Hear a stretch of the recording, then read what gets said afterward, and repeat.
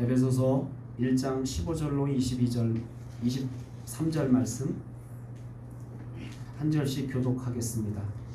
이로 말미암아 주 예수 안에서 너희 믿음과 모든 성도를 향한 사랑을 나도 듣고 내가 기도할 때 기억하며 너희로 말미암아 감사하기를 그치지 아니하고 우리 주 예수 그리스도의 하나님 영광의 아버지께서 지혜와 계시의 영을 너희에게 주사 하나님을 알게 하시고 너희 마음의 눈을 밝히사 그의 부르심의 소망이 무엇이며 성도 안에서 그 기업의 영광의 풍성함이 무엇이며 그의 힘의 위력으로 역사하심을 따라 믿는 우리에게 베푸신 능력의 지극히 크심이 어떠한 것을 너희로 알게 하시기를 구하노라.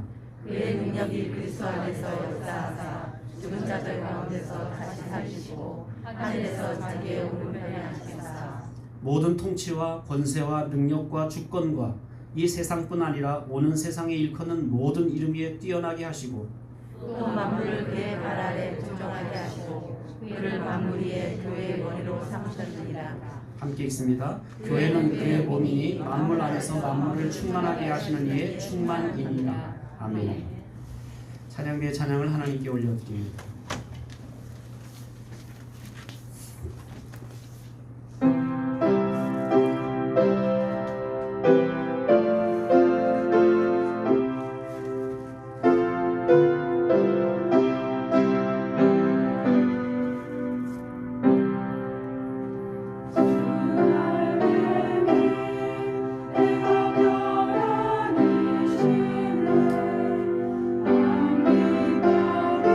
내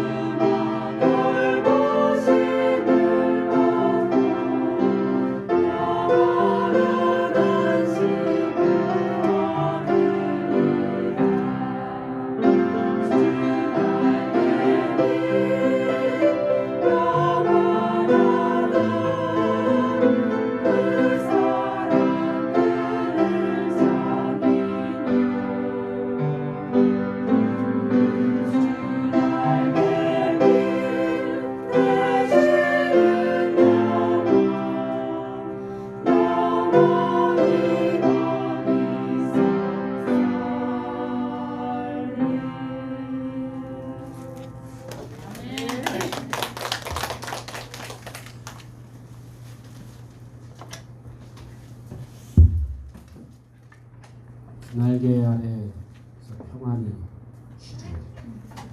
어떨 땐 이렇게 찬송을 부르다 보면 찬송가의 가사가 너무 이렇게 고귀하다 할까요? 이게 세상 언어하고는 좀 다른 그런 느낌을 받습니다. 제가 지난주에는 찬송가 400장부터 이렇게 500장까지 사이를 계속 이렇게 부르면서 제가 이제 헌금송 부를 찬양이 432장인데 그 찬양이 굉장히 그 가사가 마음에 와닿았어요. 근데 이제 우리가 보통 그 복음성가라고 하는 CCM 찬양을 많이 부르지만 그 곡조가 이렇게 현란하고 저도 막 박자를 못 맞춰 들어가고 그런데 뭐 찬송가라는 게 이렇게 곡조가 이렇게 평이해요. 그래서 그런데 이제 그런 게 있는 것 같아요. CCM이나 복음성가는 굉장히 이렇게 흥분시키고 이렇게 확 좋아졌다가 또 금방 실증을 느끼는 게 CCM인 것 같아요. 복음성가는 금방 또 실증을 느끼는데 찬송가는 부르면 부를수록 이게 맛이 나요. 부르면 부를수록 좋아져요. 그래서 우리가 제가 지난주에 이렇게 찬양을 하면서 그 생각을 들었어요. 이 찬송가의 가사처럼만 좀 살 수 있으면 얼마나 좋을까.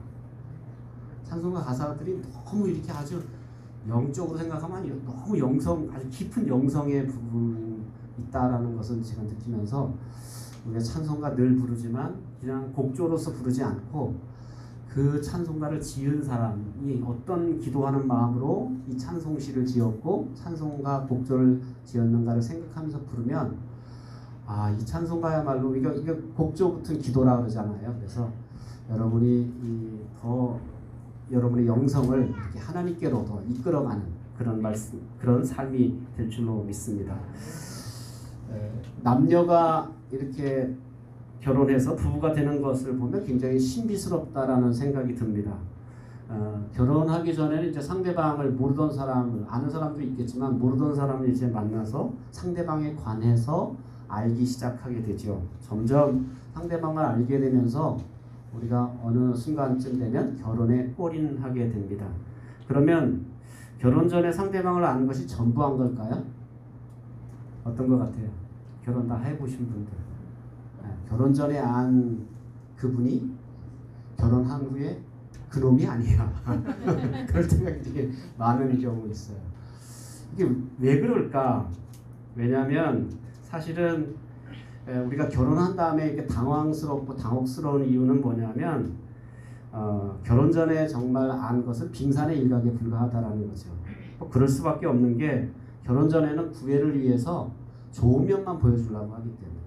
근데 일단 결혼하고 나면 안 좋은 모습이 슬슬 보여지기 시작하고 그 속모습이 슬슬 보여지기 때문에 사실은 그래서 우리가 정말 중요한 것은 우리가 결혼한 후에 서로를 더 깊이 알아가는 시간이 굉장히 필요하다라는 사실입니다. 그래서 저는 그런 생각을 해요. 죽는 날까지 서로 죽어서 헤어지는 날까지 서로를 알아가도 끝이 없는 게 부부 생활인 것 같아요. 이런 줄 알았는데 아니고 이런 줄 알았는데 아니고 계속 여러분은 알아가는 삶을 이렇게 살아가야 될 줄로 믿습니다. 이제 서로를 알아가는데 보통 이제 어느 정도 지나면 실증을 느끼잖아요. 서로를 알아가는데 실증을 느끼는 걸 뭐라 그러죠? 권태기다라고 합니다. 보통 몇 년에 권태기가 와요? 3개월? 젊은 사람도 굉장히 빨리 와요. 여러분들 10년 권태기 느낀 사람은 굉장히 양호하게 사신 거라고 생각하면 되는데 3년 정도 지나면 이제 서로를 알아가는데 이제 실증을 느끼거나 포기하게 됩니다. 그럴 때 나타나는 증상이 뭔지 아시죠? 바람. 네. 바람이 부는 게 바로 서로 상대방을 알아가는 것에 대해서 실증을 느끼거나 아니다 이제 더 이상 알 필요 없겠어 이렇게 상대방에 대해서 이렇게 그냥 포기하게 되면 그때부터 나타나는 게 이제 바람입니다. 그래서 그러니까 뭐냐면 내가 이제 알고 싶은 대상을 바꿔버리겠다는 거예요. 더 이상 이제 알고 싶지 않다라는 거예요. 그러니까 난 딴 사람 좀 알아보겠다라는 게 이제 바람의 증상이겠죠. 그래서 드라마 보면 같이 이렇게 잔 것도 아닌데 바람이냐 막 이게 역정을 부리는데 사실은 알아가려고 하는 대상을 바꾼 것 그 자체가 사실은 바람이다라는 거죠.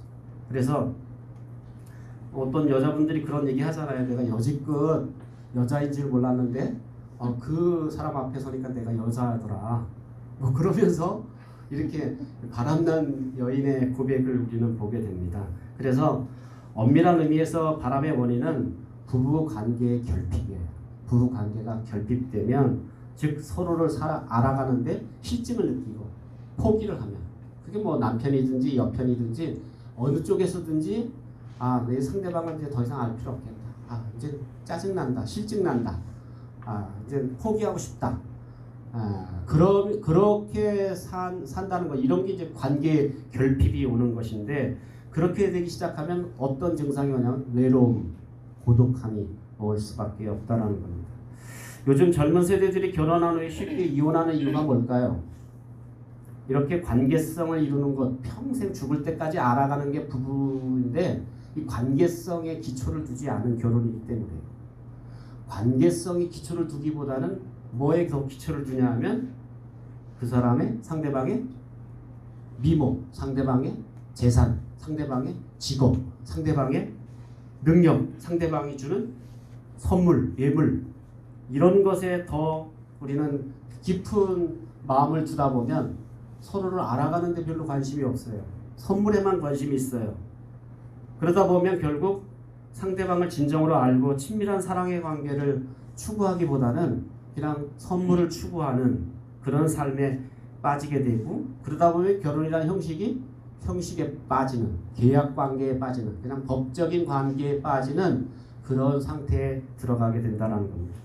제가 왜 설교 시작 전에 왜 이렇게 결혼에 대한 아주 진부한 얘기를 이렇게 오래 하느냐 이유가 뭘까요? 신앙생활이란 뭐라? 하나님과 결혼한 거예요. 따라합시다. 신앙생활은 하나님과 결혼한 것이다. 그래서 하나님과 결혼한 것인데 그러면 하나님과 결혼했으면 신앙생활이라는 건 뭐에 집중해야 돼요?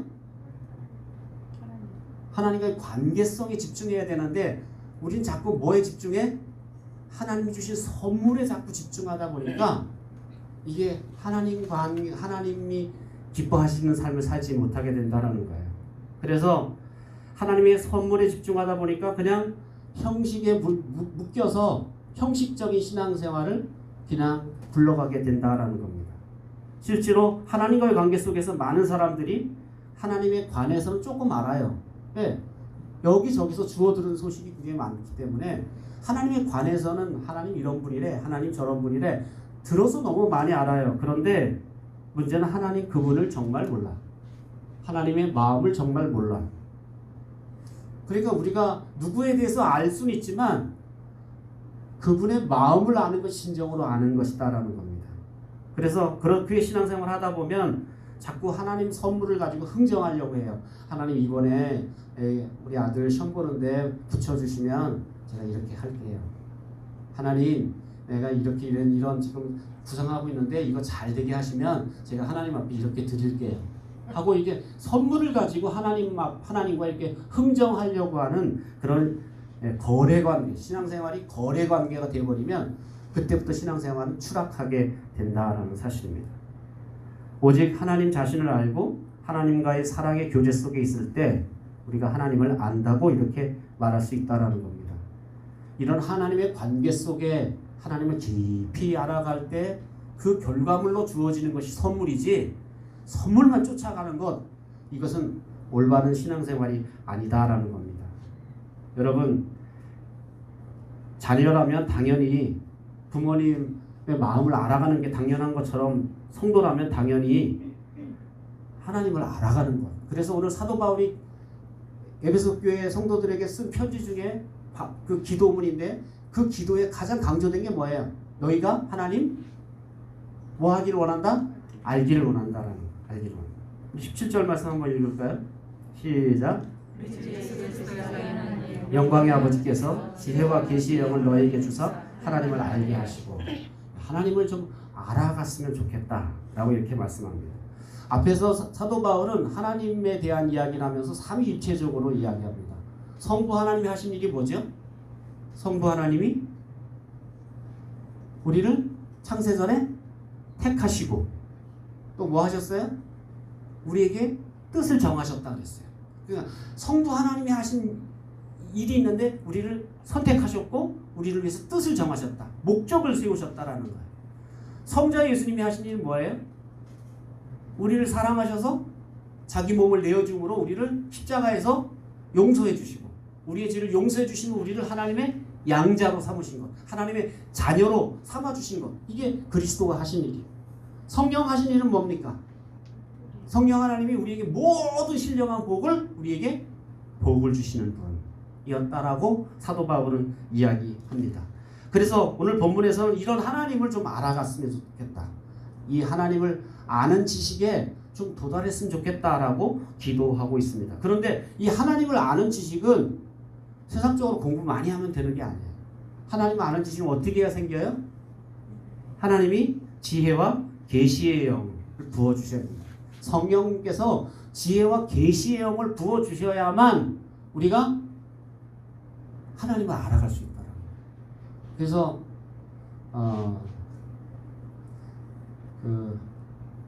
우리 교회 다니시다가 이사 가신 김민건 집사님이 책을 한 권 쓰셨어요. 제목이 신이 보인다 뭐 이런 뜻이에요. 그런데 초고를 쓰셔서 저한테 이렇게 한번 보내주셨는데 저하고 대화 나눌 때도 좀 그런데 거기까지 가시면 범신론이에요. 그건 이단이에요. 내가 이야기하는데 이게 이제 왔다 갔다 하긴 하시는데 이 성경적인 관이 딱 서지 않으면 이렇게 그래서 뭐 여기 자연에도 하나님 계시고 공기에도 하나님 계시고 막 이렇게 하나님이고 막 이렇게 하다 보면 잘못 좀 빠지기 쉬운데 하여튼 그런 건 전제하고 이제 불신자들을 대상으로 과학에 빠진 다음 세대를 향해서 이제 글을 쓰셨다라고 이제 하면서 책을 보내주셨어요. 그런데 이렇게 우리가 하나님을 제대로 아는 것, 하나님을 그냥 하나님 관해서 아는 거 아니고 하나님을 그분을 정말 관계 속에서 만난 내가 만난 하나님을 이렇게 경험으로 아는 하나님을 고백하는 것, 그것을 하나님은 원하신다라는 사실입니다. 그러면 바울이 기도하고 있는 하나님을 아는 지식, 그 하나님을 아는 지식이라는 게 도대체 뭘까요? 여러분 하나님이 눈으로도 안 보이고 뭐 이게 잡히지도 않고 그분을 아는 지식, 그분을 안다는 게 과연 어떤 걸까? 오늘 사도 바울은 세 가지로 하나님을 아는 건 이런 거다라는 것을 우리에게 간접적으로 말해주고 있습니다. 첫 번째로 하나님이 부르심의 소망을 아는 것이 바로 하나님을 아는 지식이다라고 말합니다. 1장 18절 말씀입니다. 같이 읽겠습니다. 시작. 너희 마음의 눈을 가리사 그의 부르심의 소망은 무엇이며 성도 안에서 그 기업의 영광의 풍성함이 무엇이며. 하나님을 알아가려면 1차적으로 마음의 눈이 밝아져야 돼요. 그죠? 너희 마음의 눈을 밝히사 그랬어요. 마음의 눈이 밝아진다는 건 뭘까요? 그럼 마음의 눈이 밝아지는 것. 저는 이제 육신의 눈이 점점 이렇게 좀 이제 나이가 들면서 노안이 온다라는 게 이렇게 느껴지는데, 그래서 옛날엔 책을 이렇게 봐도 이렇게 눈이 필요한 줄 몰랐는데 요즘은 30분만 들여다보면 막 눈이 해서 또 나가서 바람 쐬고 들어와서 보고 이래야 되는, 눈이 굉장히 이렇게 집중하지 못하는. 그래서 그런데 이 유관도 이렇게 잘 보일 때, 그때 유관이 만약에 여러분 무슨 뭐 녹내장인가요, 백내장 이런 게 끼어서 이렇게 막 뿌옇게 상이 뿌옇게 되면 얼마나 답답하세요. 그런데 그게 선명하게 보여. 얼마나 육신의 눈도, 얼마나 유관도 깨끗하게 보이는 게 좋은데 마음의 눈도 마찬가지라는 거예요. 마음의 눈도 열려야. 근데 마음의 눈이라는 게 과연 도대체 어떤 것일까? 예를 들면 이제 하루 종일 일을 하고 아내가 이렇게 돌아올 남편을 위해서 아주 이 모양 저 모양으로 이제 음식들을 최선을 다해 준비했어요. 그럼 남편이 이제 직장에서 돌아오고 일하고 일터에서 돌아와서 밥상머리에 딱 앉아요. 그 밥상머리를 보면서 마음의 눈이 밝은 남편이라면 어떻게 할까요? 응? 마음의 눈이 밝았다면 뭘 봐야 돼요? 반찬을 봐야, 반찬의 종류나 반찬의 맛을 봐야 돼요? 뭘 봐야 돼요? 이것을 준비한 마음, 아내의 마음을 봐야죠. 더운데 이렇게 날씨도 더운데 간단하게 먹으면 되지 왜 이렇게 땀 흘리고 수고했냐. 다 맛있네.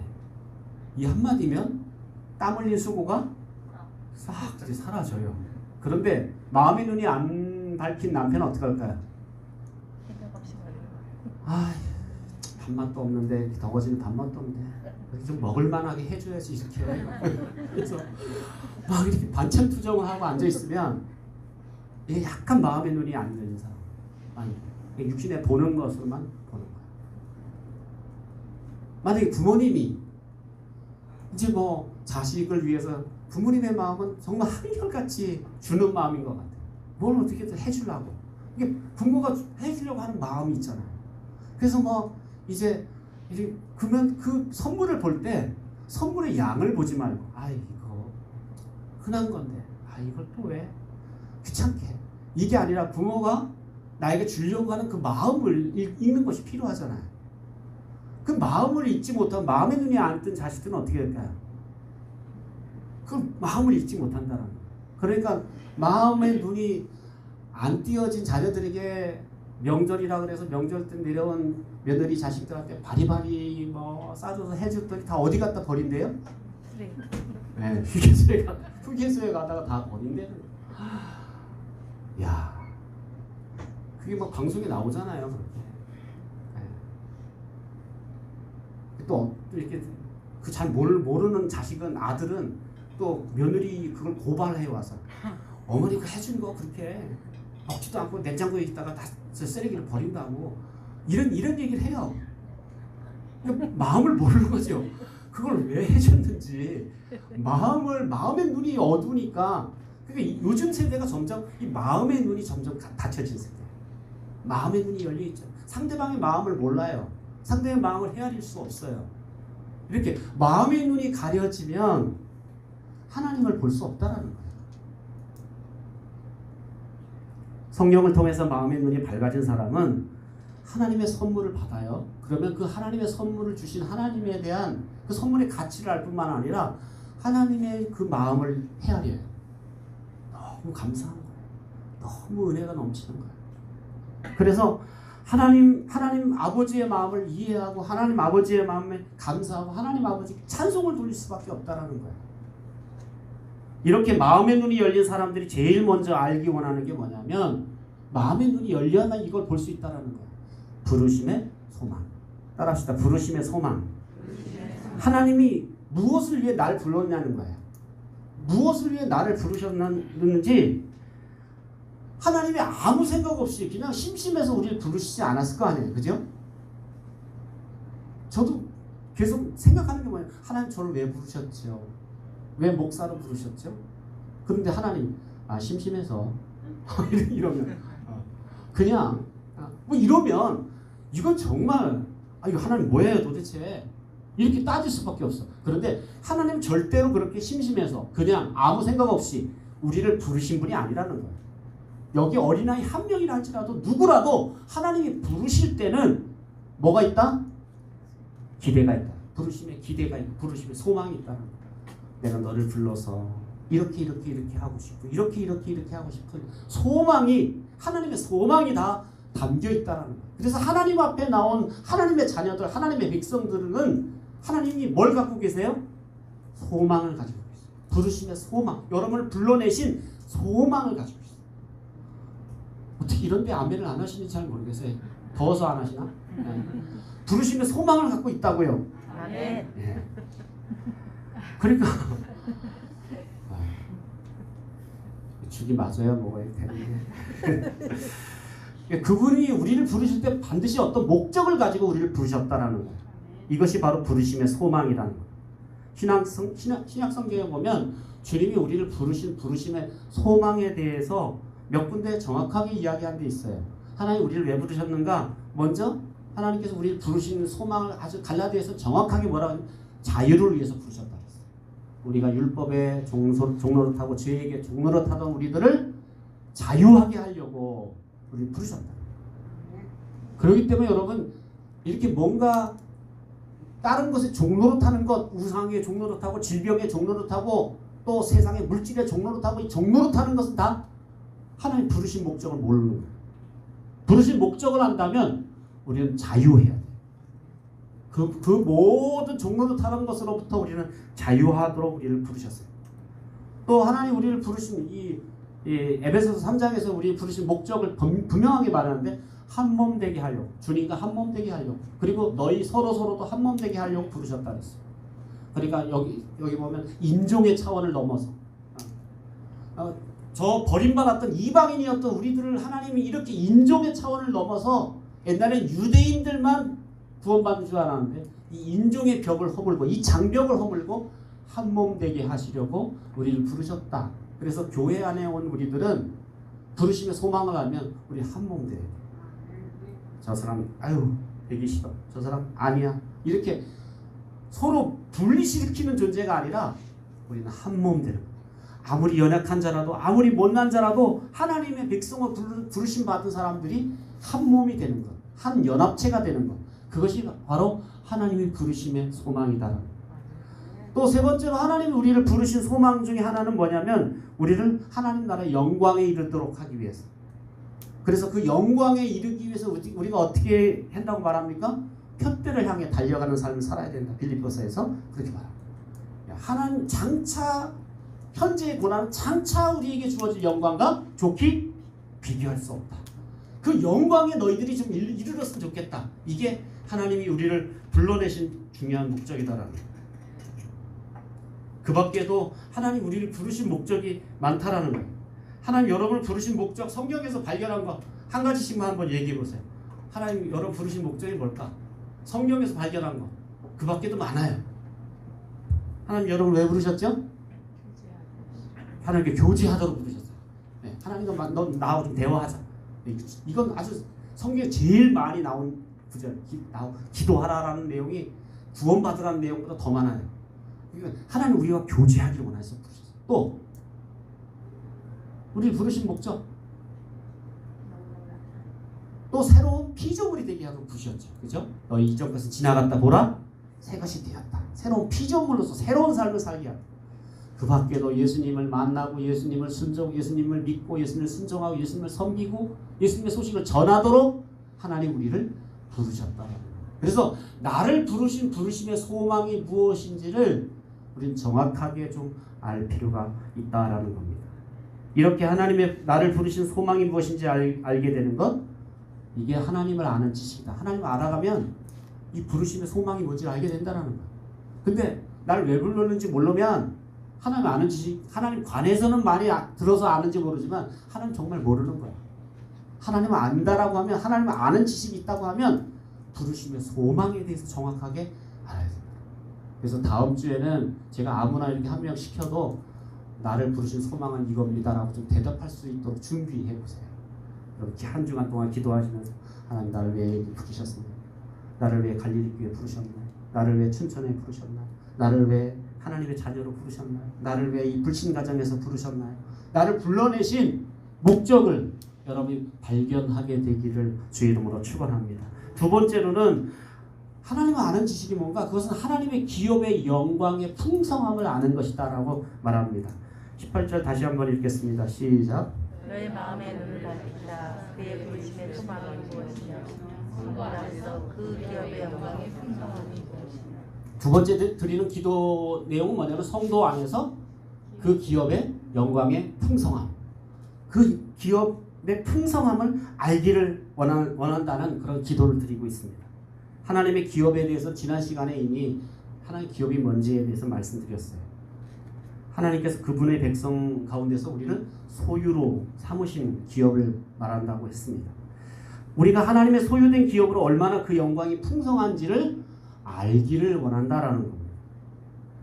부르심이 그리스도인의 부르심은 콜링이잖아요. 하나님 나를 이렇게 아무개 하고 불렀어요. 이 부르신 것은 그래서 그리스도인의 삶의 뭐와 마찬가지일까? 시작. 그런 다음에 그 영광에 부르신 우리들에게 영광의 기업의 풍성함은 뭐예요? 우리들의 최종 결과물. 그래서 부르심이 우리 삶을, 그리스도인의 삶을 시작하게 하는 원동력이라면 기업은 뭐냐면 우리가 쫓아가야 될, 우리가 바라봐야 될 그런 최종 결과물이 바로 기업이다라는 겁니다. 그래서 성경은 우리가 하나님과 그리스도를 볼 것이고 그분을 예배할 것이고 그리고 그 밖에도 여러 축복된 비전을 우리에게 말씀해주고 있습니다. 특별히 우리가 대통령을 안다라는 것은 여러분 대통령 아는 거 뭘 아는 거예요? 대통령 이름 알아요. 또 아는 거 뭐예요? 대통령에서 아는 게 뭐예요? 잘 몰라요 우리. 그래서 대통령 그래서 왜 저래? 왜 저래? 이런 이유는 잘 모르기 때문에 그래요. 근데 그 아들은 어떨까요? 대통령 아들은 우리가 대통령 아는 거하고는 차원이 다르겠죠. 제가 대통령 얘기하려고 하는 게 아니라 대통령 얘기하면 갑자기 기분 나빠지시는 분이 있는 것 같은데 대통령 얘기를 하려고 하는 게 아니라 하나님 얘기하려고 합니다. 하나님을 아는데 저 변두리 사람들이 하나님 아는 거하고 그분의 자녀가 하나님 아는 거하고 차이, 이건 정말 천지 차이다라는 거예요. 뭐 우리가 보통 일반적으로 대통령 아는 것, 그분의 지위, 그분의 어떤 특권, 그분의 어떤 재산, 뭐 그분의 뭐 이런 것들을 안다면 실제로 그의 아들이 돼서 안다는 것은 그의 마음을 알고 그가 꿈꾸는 게 뭔지 안다라는 거예요. 마찬가지로 우리가 하나님을 안다고 했을 때 하나님의 자녀로서 아는 것은 이것은 얼마나 풍성한지를 우리가 알게 되는 것이다라는 겁니다. 그래서 우리가 하나님의 아들로서 경험으로 알게 되면 그분의 기업이 얼마나 풍성한지, 그 영광이 얼마나 대단한지를 우리가 저 세상에 밖에 있는 사람들이, 교회 밖에 있는 사람들이 그냥 하나님 믿으면 뭐가 좋아? 뭐 이렇게 모르니까 잘 묻잖아요. 근데 정작 교회 안에 있는 우리들도 그분의 자녀로서 그분을 잘 모르니까 글쎄 그냥 교회 다니니까 뭐가 좋아? 예수 믿으니까 뭐가 좋아? 모르니까 물어보잖아요. 그러면 우리는 정말 입에 그 거품 물고 막 좋은 걸 얘기해야 되는데 마땅히 좋은 게 없는가 봐. 얘기할 게 그냥 마음이 평해. 뭐 그 정도야. 예수 믿고 뭐 생각이 안 나요. 천국 같대. 천국. 결국 예수 믿어서 뭐가 좋은지 내가 지금 사는 동안 내가 경험으로 그분을 잘 모르니까, 기업의 풍성함을 모르니까 그냥 뜬구름 잡는 얘기를 한다. 그래서 정말 우리는 그 기업의 풍성함을 아들로서 우리가 경험으로 알아가야 된다는 겁니다. 그래서 요한계시록 4장에 보면 마지막 때에 하늘에서 각 나라와 백성과 방언에서 능히 셀 수 없는 큰 무리가 보호자 어린 양 앞에 나와서 찬양하는 모습을, 이렇게 천국의 천상의 모습을 이렇게 보여줍니다. 그걸 보여주는 이유가 뭘까요? 그게 천국의 모습을 보여주는 이유가 뭐냐? 우리의 결과물이 저렇게 될 거야. 우리도 결국은 저렇게 천상에서 하나님을 찬양하는 존재가 될 거야. 기업의 풍성함의 끝판왕이라고 하는 끝, 그것을 보여주셨다라는 사실입니다. 여러분, 올림픽 선수가 그냥 뛰는 게, 참여하는 게 의미가 있어 뛴다면 금메달 딸 가능성이 거의 없겠죠. 참여하는 게 의미가 있다. 올림픽 정신답게 뭐 이렇게 메달 안 따도 막 이런 마음이라면, 그런데 금메달에 대한 어떤 그 풍성함을 안다면 어떨까요? 내가 어떻게든지 어떤 수고와 어떤 어려움이 있어도 그 금메달을 따기 위해서 아마 달려가게 될 거예요. 마찬가지로 우리가 하나님의 기업의 풍성함을 알면 이걸 본 사람들, 이걸 안 사람들, 한 사람들은 쉽게 고난 앞에 무너지잖아요. 유혹 앞에 쉽게 넘어가진 않아요. 왜? 난 그걸 보았기 때문에. 그래서 그 춘천에서 했나요? 그때 엑스플로 때 썼던 것 중에 단어가 뭐였죠? 조용 목사님? 나는 찾았네. 네, 나는 찾았네. 나는 보았네. 나는 알았네. 뭐 이런 거예요. 난 보았다라는. 본 사람에게는 이건 뭐 정말 뭘로도 맡을 수가 없어요. 그러니까 옛날 우리 초대교회 성도들이 그걸 알았고 보았고 찾았기 때문에 뭐 사방에서 난리를 치면서 반대를 하고 막 고난을 줘도 꿋꿋이 내 갈 길을 걸어가게 됐다라는 거예요. 왜? 결과를 보았기 때문에. 여러분 다 그리스도를 믿음의 경주를 살면서 이렇게 기업의 풍성함을, 여러분에게 주어질 유산의 풍성함을, 상속자로서 상속받을 그 유업의 풍성함을 여러분이 찾았고 보았고 알게 되기를 주님의 이름으로 축원합니다. 세 번째로 바울은 세 번째 기도는 하나님의 능력의 크심을 알게 되기를 바라고 있습니다. 19절에서 23절입니다. 시작. 그의 힘의 위력으로 역사하심을 따라 믿는 우리에게 베푸신 능력의 지극히 크심이 어떠한 것을 너희로 알게 하시기를 구하노라. 그의 능력이 그리스도 안에서 역사하사 죽은 자들 가운데서 다시 살리시고 하늘에서 자기의 오른편에 앉히사 모든 통치와 권세와 능력과 주권과 이 세상뿐 아니라 오는 세상에 일컫는 모든 이름 위에 뛰어나게 하시고 또 만물 그의 발 아래에 복종하게 하시고 그를 만물 위에 교회의 머리로 삼으셨느니라. 교회는 그의 몸이니 만물 안에서 만물을 충만케 하시는 이의 충만이니라. 아멘. 하나님의 부르심이 뭐라 그랬어요? 하나님의 부르심이 그리스도인의 삶에 금방 얘기했는데 그리스도인의 삶에 뭐라 그랬죠? 부르심이 시작. 그러니까 시작은 여러분의 시점에서 보면 과거죠, 과거, 그죠? 과거를 회고하는 거예요. 내가 어떻게 부르심을 받았는가. 지금 에베소 성도들에게 편지를 썼는데 부르심의 소망에 대한 부르심의 소망을 너희들이 알기 원한다 할 때는 그들은 어디를 뒤돌아봐야 돼요? 과거를 뒤돌아보면 하나님 왜 나를 부르셨는가, 그때 나를 거기서 왜 부르셨는가를 회고하는 시간을 갖고, 또 기업의 풍성은 뭐라 그랬어요? 우리의 결과, 최종 결과. 이건 뭐예요? 미래예요, 미래. 우리가 계속해서 현재부터 해서 미래에 주어지는 기업의 풍성함의 결과물이라는 거예요. 그러면 세 번째로 하나님의 능력이라는 건 뭐냐면 이 부르심에서부터 기업의 풍성함을 연결시켜주는 것, 그것을 누리게 하는 것이 바로 하나님의 능력이다라는 거예요. 그래서 바울은 하나님의 능력을 알기를 원한다. 그래서 믿는 우리에게 베푸신 능력의 지극히 크심이 어떠한 것을 너희로 알기를 원한다 라고 기도하고 있습니다.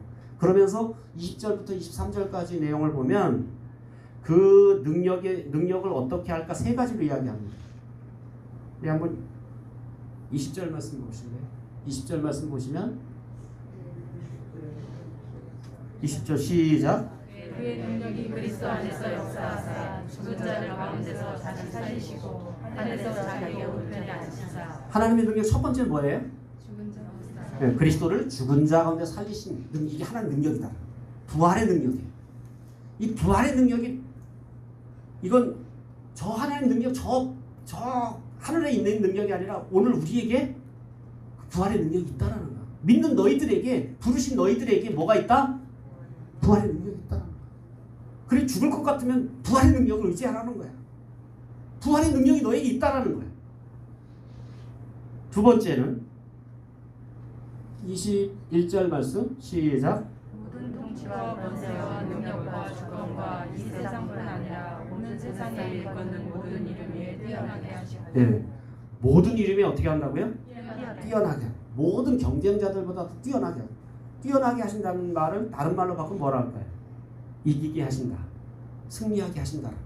그러니까 저기 통치, 우리가 제일 무서워하는 거 통치, 권세, 능력, 주권, 이 세상, 그리고 앞으로 다가오는 일컫는 세상, 모든 이름에 우리를 뛰어나게 한다는 건 어떤 것도 그리스도 예수 안에서 우리를 끊을 수 없다. 우리를 이기게 하신다는 거예요. 예수님 믿는 우리들에게 능력이 뭐냐? 그건 우리가 정치도 무서워할 게 아니고 권세도 무서워할 게 아니고 저 돈도 무서워할 게 아니고 질병도 무서워할 게 아니고 뭘 무서워해야 되는 거야? 하나님 능력. 능력이 우리를 다 이기게 하시기 때문에 그 하나님의 능력이 뭔지를 알기를 원한다. 다 이기게 하시는데 맨날 진 것처럼 인상 찌그리고 울상 짓고 패배자로서 이렇게 살아가지 말라라는 거야. 알라라는 거야. 하나님 능력이 있는데 다 이기게 하셨다라는 거야. 그런데 왜? 우리는 모르기 때문에 이 능력을 모르면 맨날 패배자처럼 살 수밖에 없다. 세 번째로 22절 23절 시작. 교회는 그의 몸이니 만물 안에서 만물을 충만하게 하시는 이의 충만함이시라. 22절이군요. 만물 위에 교회의 머리로 삼으셨다라고 이렇게 말씀합니다. 그래서 하나님의 능력은 만물 위에 교회의 머리입니다. 교회의 우두머리로, 교회의 통치자로. 우리의 통치자가 누구라는 거예요? 예수 그리스도가 우리의 통치자, 하나님 우리의 통치자가 되신다라는 거예요. 우리의 통치자가 되기 때문에 우리가 그분의 통치 아래 있다면 그분의 능력, 그분의 권세, 그분의 은혜 안에 우리가 살게 된다라는 거예요. 하나님을 믿고 하나님의 능력을 공급받음으로 우리가 풍성한 삶을 살아야 될 우리들이 풍성한 삶을 살지 못하는 중요한 이유 중에 하나는 뭐냐면 정작 하나님을 잘 모르는 거예요. 하나님의 능력을 잘 모른다라는 거예요. 하나님의 부르심이 뭔지도 몰라요. 너 왜 교회 나오니? 그럼 몰라요. 그래서 요즘 10대들이 제일 잘 쓰는 말이 몰라요. 뭘 물어보면 그냥 무조건 몰라요. 너 뭐 먹고 싶은지 그래도 몰라요. 너 아는 게 뭔데? 그럼 몰라요. 몰라요밖에 몰라. 예. 그분이 허락하신 기업이 얼마나 풍성한지, 그리고 그것을 경험하게 하신 하나님 능력이 얼마나 위대한지를 우리가 정말 몰라도 너무 모른다라는 거. 그런 면에서 그리스도인들이 하나님을 아는 지식에서 자라가게 되기를 사도 바울이 이렇게 간절하게 원하고 있다는 거예요. 우리는 믿음과 지식을 좀 극단적인 면이 있어요. 믿음은 중요시해요. 그리고 지식은 그건 몰라도 돼. 왜 이렇게 자주 꼬치꼬치 따져? 그건 몰라도 돼. 그냥 믿어. 그래서 이렇게 지식을 추구하면 믿음 없는 사람처럼 여기고, 이게 뭔가 이게 믿음을 추구하는 사람은 지식을 멸시하고, 지식을 추구하는 사람은 저 믿음 허상 같은 거 믿는다고 하고 이렇게 멸시하고. 그래서 믿음과 지식이 서로 양극단을 달리고 있다라는 거예요. 그런데 이것은 양날의 검과 같은 거예요. 믿음이 있다면 지식이 있어요. 지식이 있다면 믿음이 있어야 됩니다. 가령 성령 하나님께서 여러분의 마음에 어떤 뜻을 조명해 주시려고 하는데요. 하나님께서 여러분 마음에 뭘 깨닫게 해주려고 그래요. 근데 깨닫게 해주려고 하는데 뭘 다른 방법도 있겠지만 여러분 속에 말씀에 대한 지식이 많으면 말씀을 통해 딱 말씀을 깨닫게 말씀을 건드려주면 여러분 금방 깨닫는다. 근데 말씀에 대한 지식이 없다고 칩시다. 이 사람은 어떻게 해야 돼요? 제가 옛날 아는 기도원 그 원장님은 성경을 자기는 안 본대. 자기 직통기식으로 다 이렇게 말씀하신대. 그래서 꿈을 꾸면 다 꿈을 통해 말씀. 낮에는 어떻게 해요? 제가 그랬어요. 꿈을 꿔서 말씀하시면 낮에 지금 말씀하셔야 될 때는 낮잠을 자야 되나? 네. 그러니까 이게 굉장히 너무 한 극단으로, 물론 꿈을 통해서 말씀하실 수 있지. 그런데 자기는 그걸 통해 받았기 때문에 자기는 성경을 우리가 안 읽으신다 그랬더라고요. 그러니까 이런 거 굉장히 위험하다라는 사실입니다. 믿음도 마찬가지입니다. 믿음 혹은 지식 중에 하나만 선택한 양자택일의 문제가 아니에요. 믿음은 지식을 물론 초월해요. 그렇지만 지식을 근거로, 그래서 하나님을 아는 지식을 근거로 믿음이 성장한다. 그래서 믿음은 어디서 난다 그랬어요? 들음에서 나고, 들음은 그리스도의 말씀으로 말미암다 그랬어요. 그러니까 이런 것을 우리가 무시해버리고, 믿음이라는 게 지식의 근거에서, 말씀에 대한 지식의 근거에서 믿음이 생긴다라는 거예요. 그래서 지식은 믿음이 나가는데 더 높이 올라가도록 세워지는 사다리와 같아요. 지식의 사다리를 내가 잘 높이 세우면 그 사다리를 놓고 내가 믿음이 올라갈 수 있다.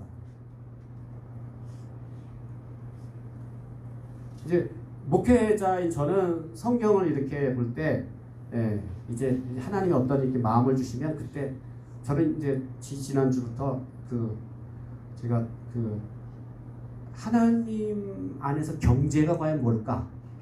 하나님은 경제에 대해서 뭐라고 말씀하시는가? 이거 듣기 위해서 제가 서재에 있는 경제에 관련된 책을 다 뽑으니까 한 13군데. 그리고 제가 한 5권 정도 더 구입을 했어요.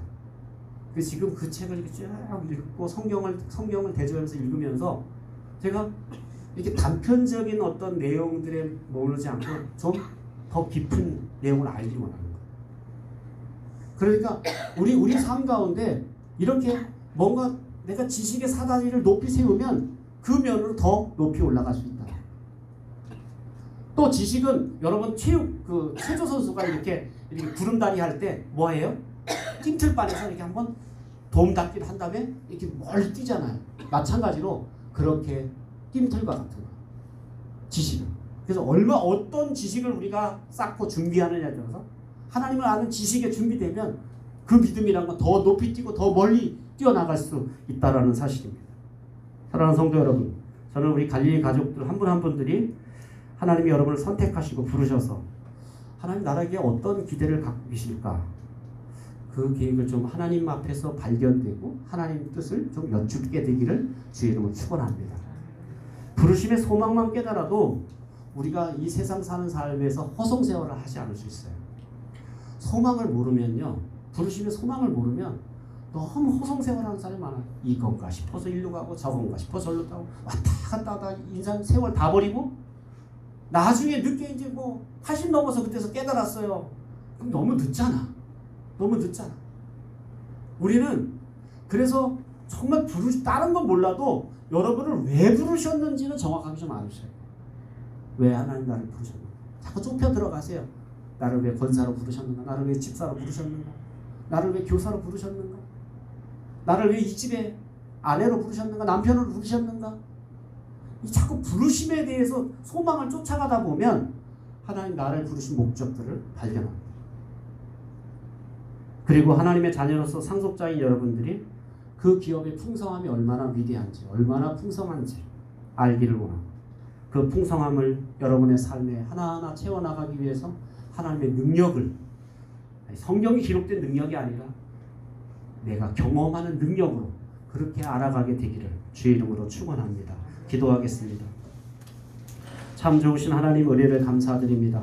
오늘도 하나님께서 하나님을 알아가는 지식을 추구하라고 우리에게 말씀하시고 또 우리가 어떻게 하나님을 알아가는 지식을 추구해야 되는지 깨닫게 해주신 것을 감사합니다. 먼저 부르심의 소망이 무엇인지 구합니다. 또 그 기업의 풍성함의 영광이 얼마인지 우리가 알게 되기를 원합니다. 하나님, 그 참으로 부르심의 그런 소망 가운데서 우리가 하나님의 기업의 풍성함을 따라가기 위하여 추구하기 위하여 우리에게 주신 하나님의 능력을 우리가 또 경험으로 알기 원합니다. 사랑하는 성도들이 한 주간 한 주간을 보내면서 매 순간마다 부르심의 소망을 찾아서 하나님의 능력을 깨닫는 그런 복된 삶을 살아갈 수 있도록 축복해 주시옵소서. 감사하며 예수님의 이름으로 기도하옵나이다. 아멘.